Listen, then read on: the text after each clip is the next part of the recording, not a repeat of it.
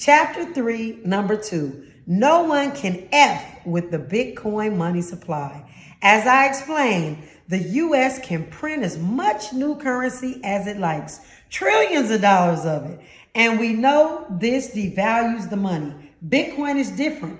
The supply is fixed at 21 million BTC, hard-coded and programmed centuries into the future. Completely transparent and fair.